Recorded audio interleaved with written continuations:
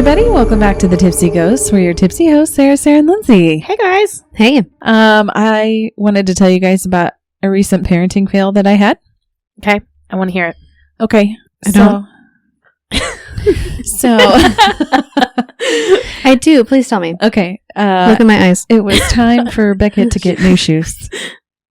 I feel left the out. story is called Beckett's New Shoes. Okay. I want to hear about Beckett's new shoes. Beckett and I decided to go get new shoes. This is a fascinating story. And we spent some time driving to the store. Once we were there, we walked around for what felt like eternity, trying to find a pair of shoes.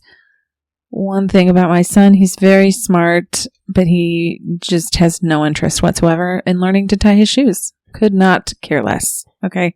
My kids don't know how to tie their shoes either.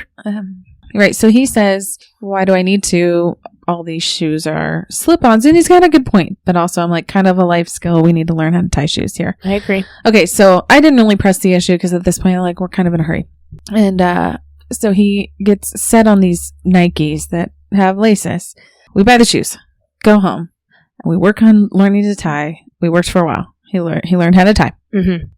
I go to work the next morning. My husband sends him to school in his new shoes that Beckett tied himself. Okay. Okay. Just pointing that out. That's not really an important part of the story. It's just exciting. Yay, he learned it. And then I get a call halfway through the day because I had accidentally bought him 2 right feet shoes and he went to school with them.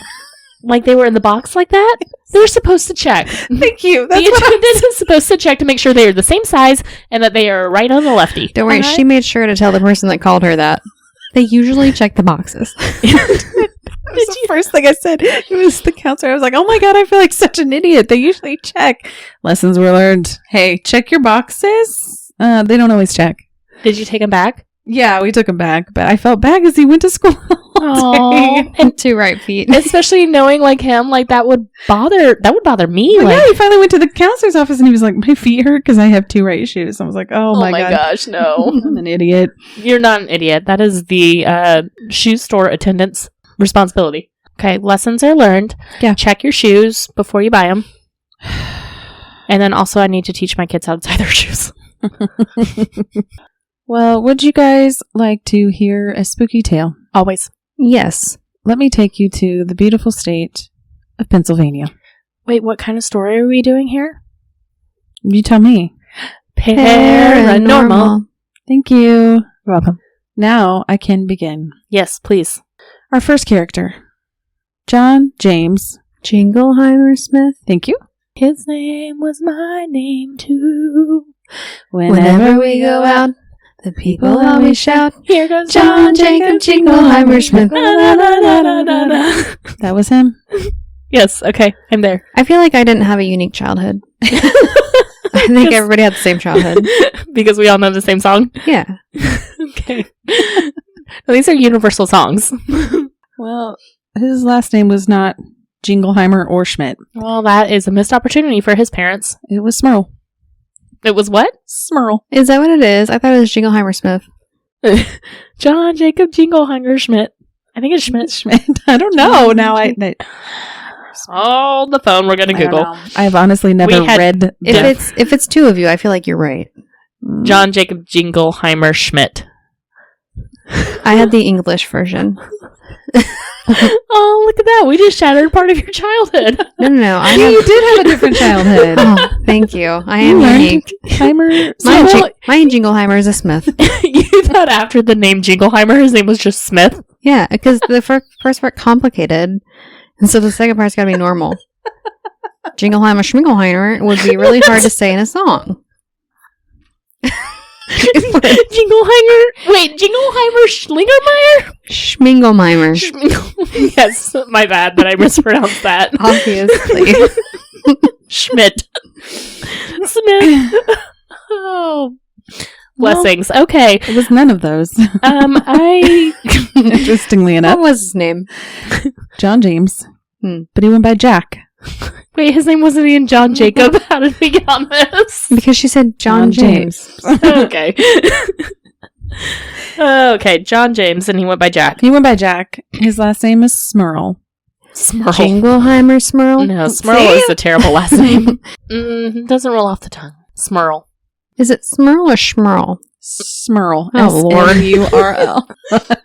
Now you've made it Smurl.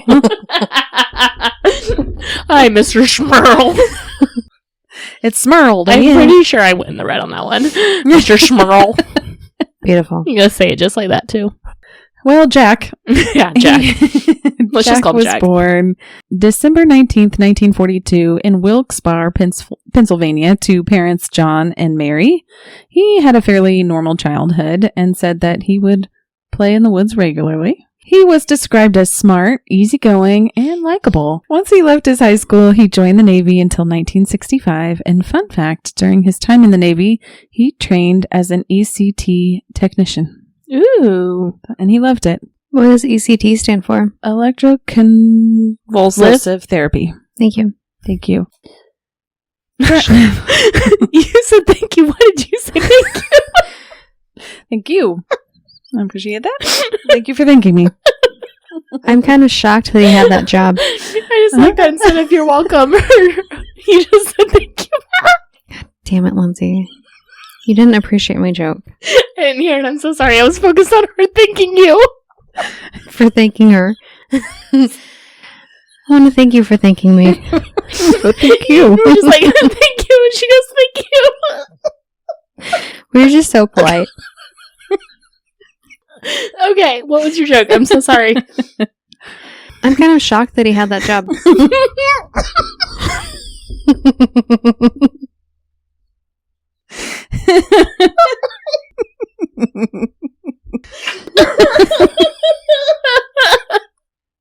I should have seen that coming.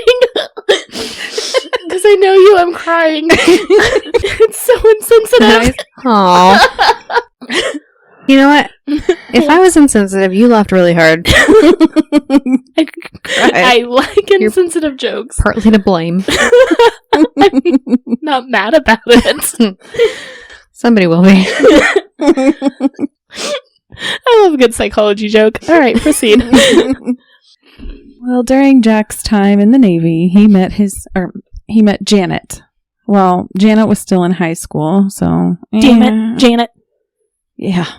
Jack and Janet, they hit it off immediately, and they dated for about a year, decided to go get married. They were blessed in the name department. Just kind of fun. Jack and Janet. Smurl. Jack and Janet Smurl. Went up a hill. Went up a hurl. To fetch a pearl of water.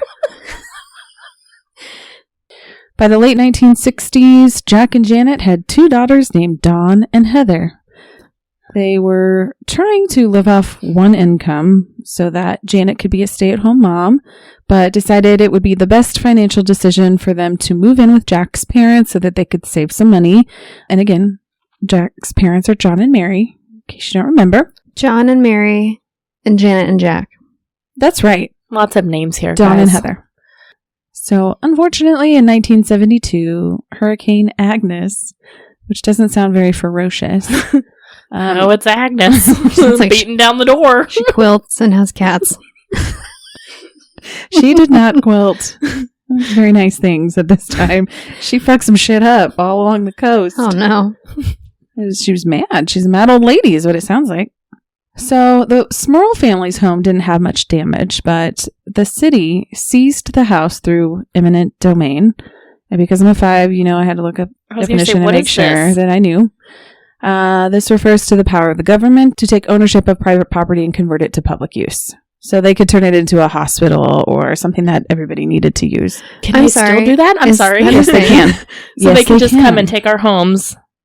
If like a catastrophe happens and like your home is in good shape, then they might. Oh, so they can't just like randomly come up and say, "Hey, I want to put a quick trip right where your house is.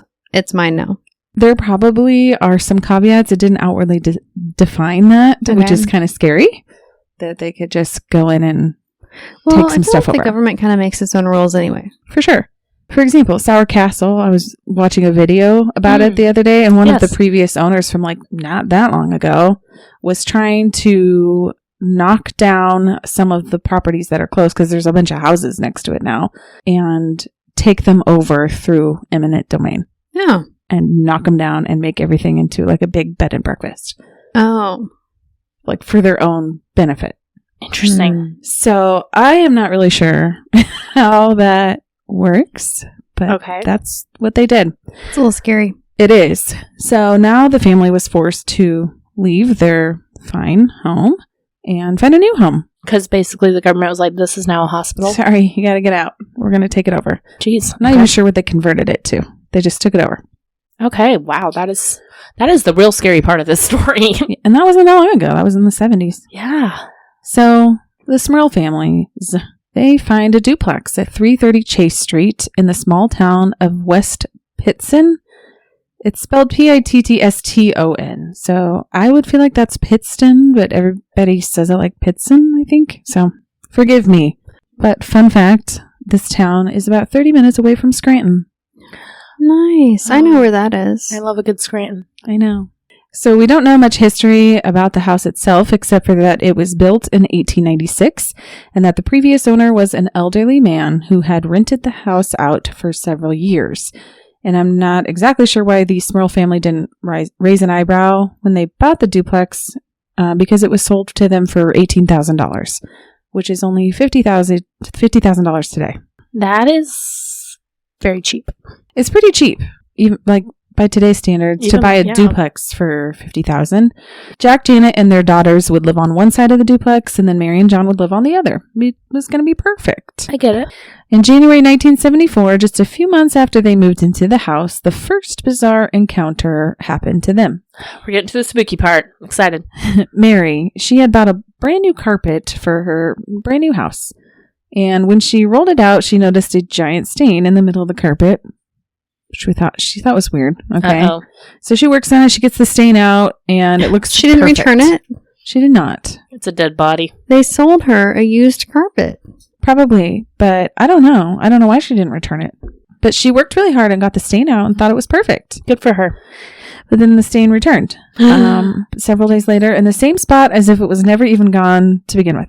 Oh, spooky spot. So they throw it away.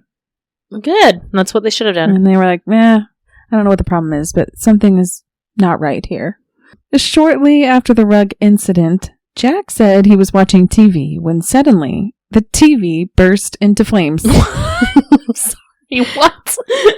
Was he watching like magic shows? I don't know what he was watching. Which shows? But they did make it a point to say it was a new TV. That seems like another thing he should take back and get his money back. Thank you. These people don't They value didn't money. talk to each other, so it was John. Maybe he was like, and then Jack's TV. You sold just me didn't think to tell each other. I a don't know. faulty TV that just randomly burst into flames. I'm going to be talking to somebody's manager. Also, my mom had some really terrible carpet sold to her. Can you take care of that? What is happening? What is your value in customer service? This department store sucks. Aisle 9, we got the carpet. Section 23, we got the TV, and they're both terrible. They were Listen. terrible. And I have bad news because there are more terrible things. Sears. It might have been Sears. I worked there for a while. In the men's department. In the men's department. Thank you. I remember that. So Jack kind of just chalked it up to faulty wiring. And he said, I wasn't really much of a handyman. And I was responsible for doing a lot of this, hooking the TV up. But You plug it into the wall. well, It they might had have been to more put those complicated back then, cables yes. back in there. I don't know. The red, yellow, white. They had to change the tubes out, right? Yeah, I don't know if he had to do that or Back not. in the 70s, the TVs were probably more complicated. I can understand that. Okay. But they did say that, the house had passed all their inspections, so that was kind of weird that happened. But soon after the TV fire, their new electric stove caught fire. What? And then Jack's brand new car caught fire. His car caught fire Yes. in the driveway? Yes. What? Not the driveway. The accent. It's my bad. Shock that the entire house did not burn down, to be honest with you. Listen, if you've had 3 things catch fire, skip going back to the manager at Sears. Go to the priest. Yeah, the electric stove probably also came from Sears. I'm just saying. You know what? I don't think it's Sears' fault. I think it's spontaneous combustion. I don't think Oh. Sears sells cars, though. They might have. I don't know what they sold in the 70s. So even though they thought these things were kind of weird, they just assumed again that these are maybe just because they're new homeowners and they just had really bad luck. Yeah. That's bad luck. They installed a new bathtub and said shortly after they installed it, it looked like it got on fire. No fire this time. It too caught on fire. If that got on fire, I would be, I know. I think it's time to move. Yeah. Cut our losses. Well, it wasn't caught on fire, but it did look like it had been scratched by, quote, the talons of a frenzied beast. Which of our friends do we think it was? Was it Krampus? It was Gef. Was it Goatman? Gef the Mongoose. He lives in the walls. Was it Gef the Mongoose? It's a Kraken. Came up through the drains Hey. with his squid-like tentacles and scratched something. He's got sharp claws Yeah. under there. So something scratched this tub. Yeah, the tub didn't look right. And it was brand new. They had just installed it. I'd be pissed. 1975, the oldest daughter, Dawn, would regularly come into her parents' room, almost nightly, and said that she was seeing people floating around her room. Absolutely not. Her parents would try to go check things out, but they never saw the floating people.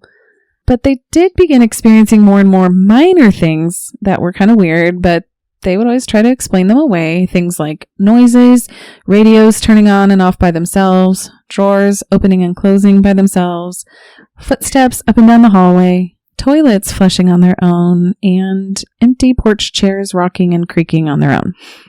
Listen, The Sixth Sense gave me a fear of cabinets opening and closing on their own.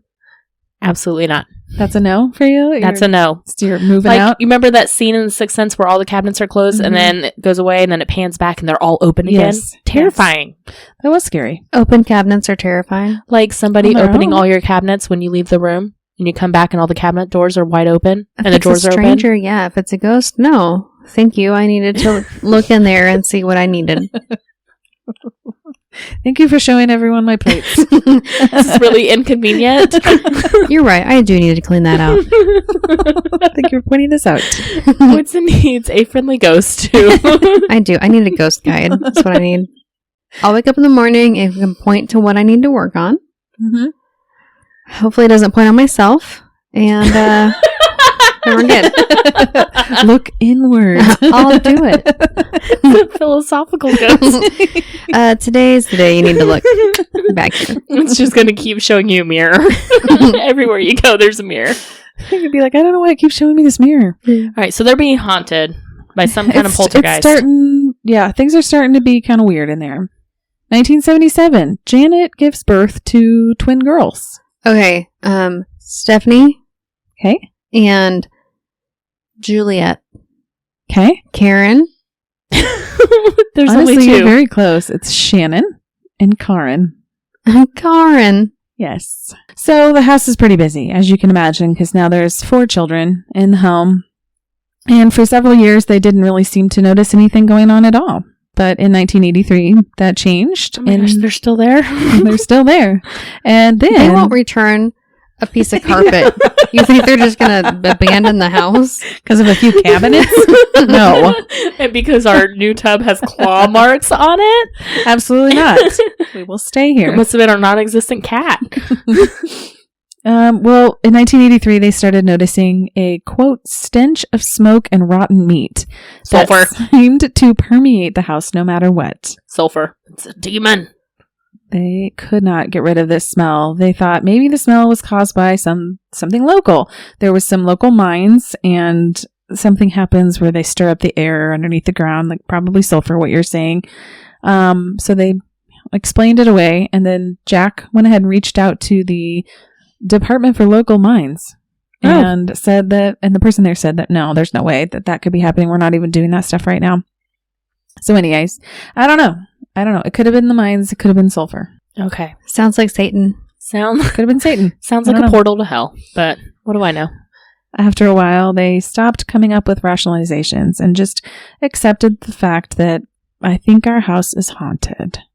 I think our house is just going to smell like rotten eggs. It's stinky. Sorry. In 1985, the house was often very cold. John and Mary, mom and dad next door, would hear loud, obscene, and abusive language coming from Jack and Janet's side of the duplex when they weren't arguing, and sometimes they weren't even home when this was happening. Oh my gosh. Okay, wait. You're hearing voices when there's nobody home. Yeah. And you're just fine. like, it might be haunted. I don't know.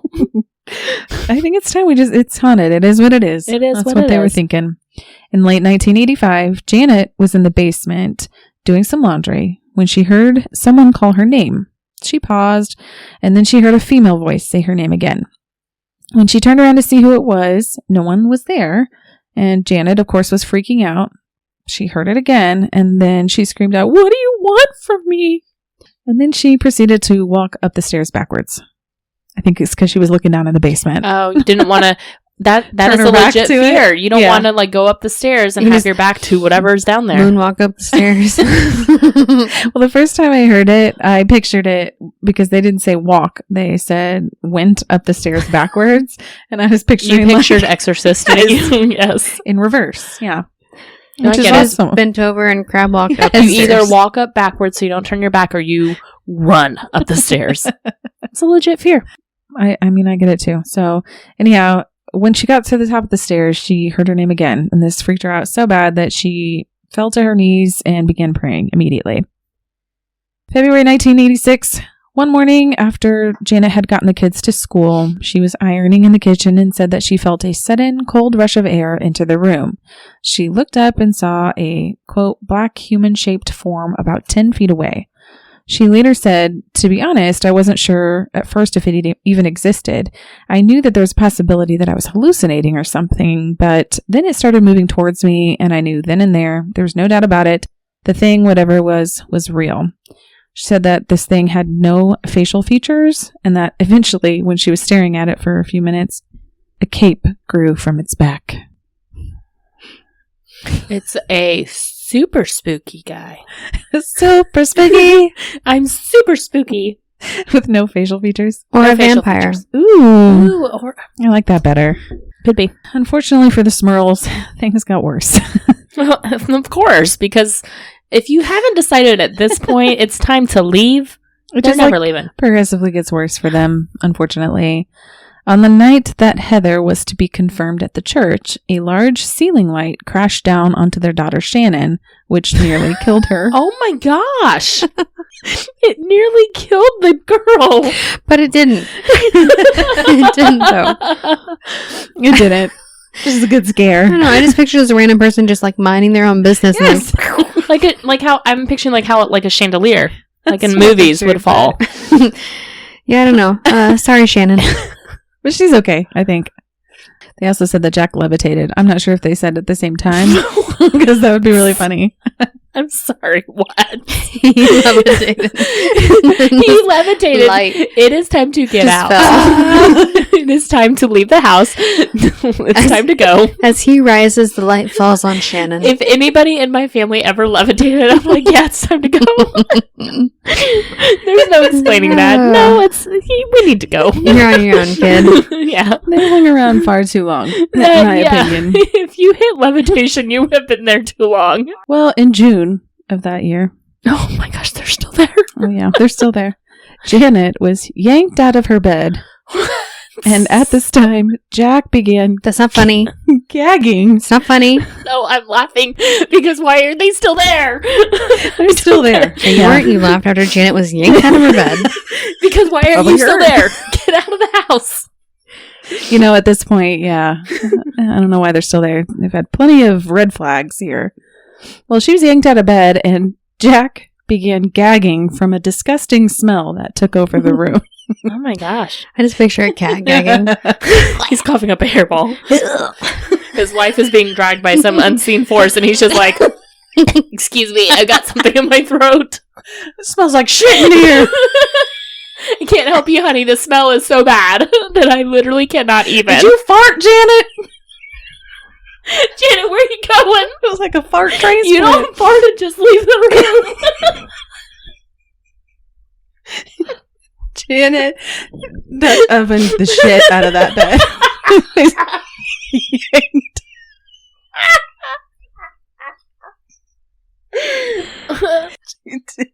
Janet! Not again. Change your pants. I'm so sorry, Janet. That must have been horrifying. Okay. All right. So this is going on. Yeah, that sounds unfortunate. They probably explained that one away, though. I don't know. Yeah. Let's just That's explain Janet. being dragged out of bed. Shannon's think it got was some Janet. bowel problems. I mean, I levitated. She's dragged out of bed. What can you do? It literally scared the shit out of her Damn it, Janet. in the bed. Well, they began hearing scratching noises Gef coming the Mongoose. and breathing coming from within the walls. It's Jeff. They heard snakes hissing. Absolutely not. Get out. No, here's what happened. It's Jeff. Hey, guys. It's me.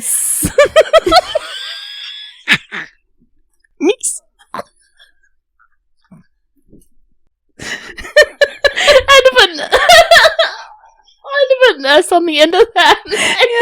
Yeah. I think I killed Boydston. Is this Star Wars?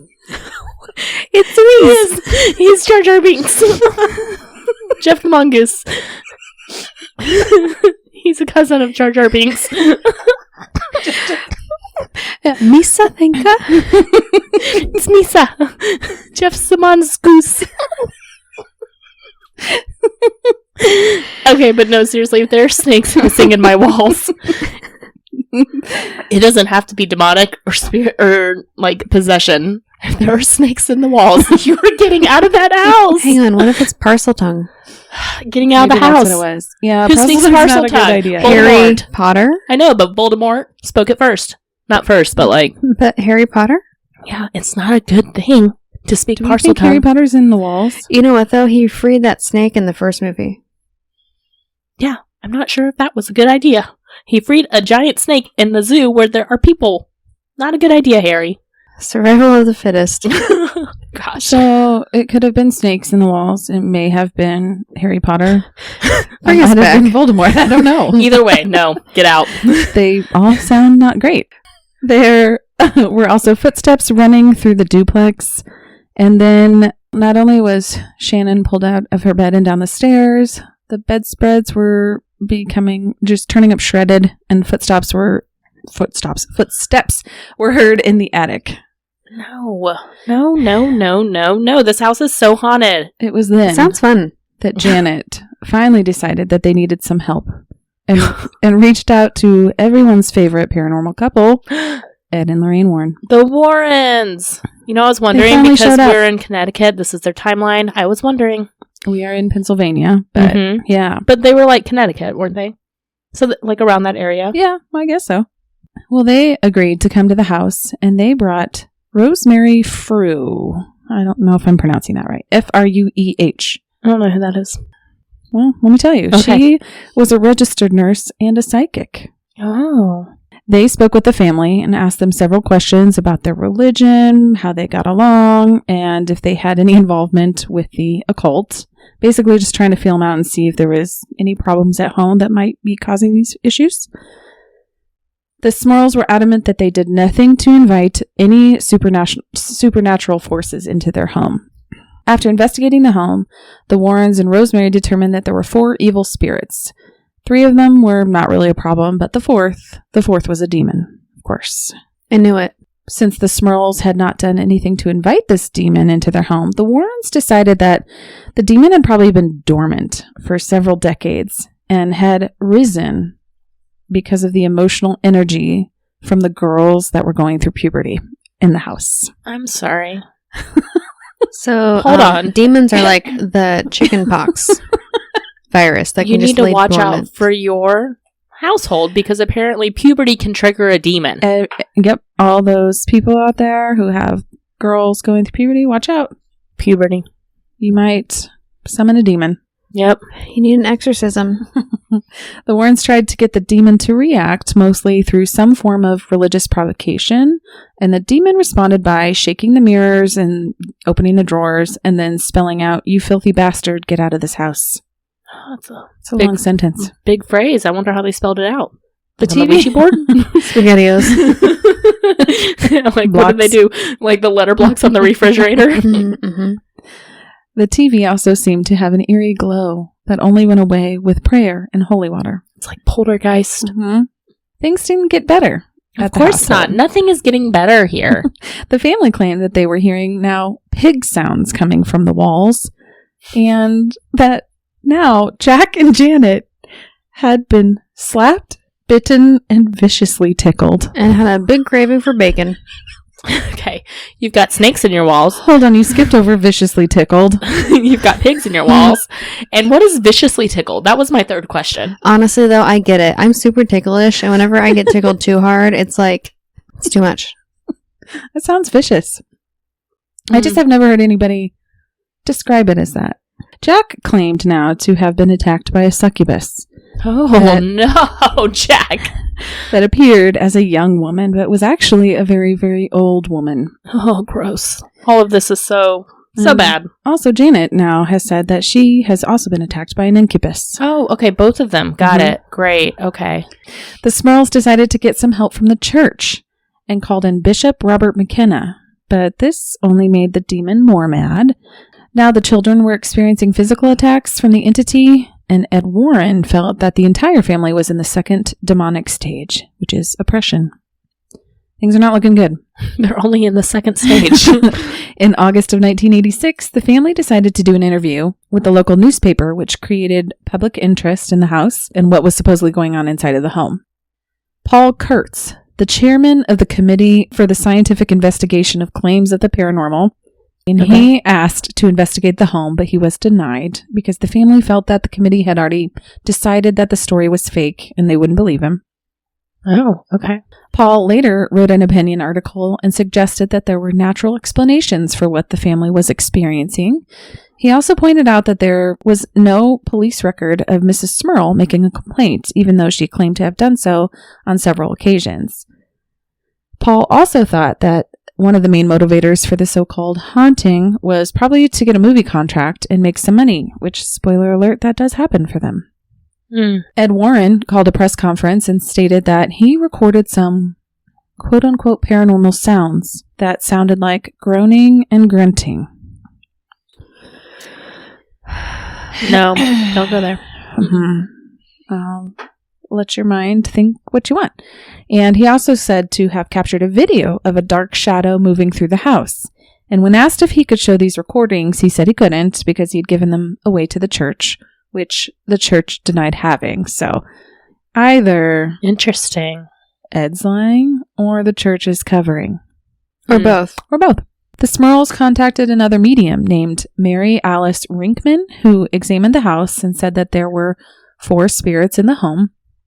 So kind of reiterating what Ed and Lorraine had already said, the spirits were a confused old woman named Abigail, a man with a mustache, and his name was Patrick.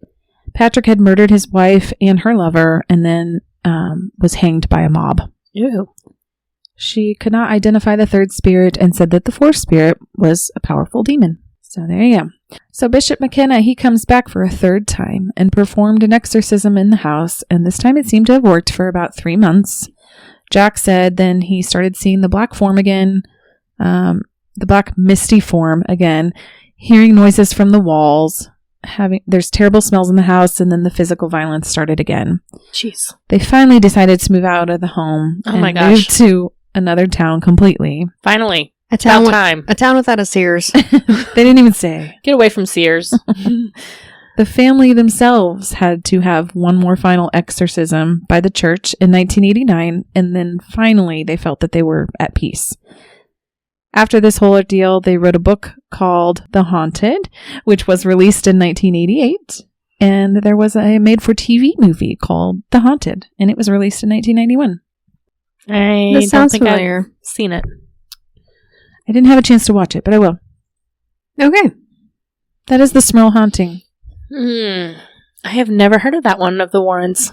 I hadn't either, and it sounds like kind of a big one, so I don't know how I missed that one for so long. I mean, yeah, it sounds like one of the ones that could have been in the Conjuring universe. Mm-hmm. All right, guys, thanks so much for tuning in this week to our paranormal episode. You can always find us at thetipsyghost.com with our socials linked from there, or send us an email at thetipsyghost@gmail.com. Please give us a 5-star rating and a great review anywhere you listen to podcasts. We really appreciate it, and it really does help. All right, guys, thanks so much. We'll catch you guys next week. Okay, bye. Bye.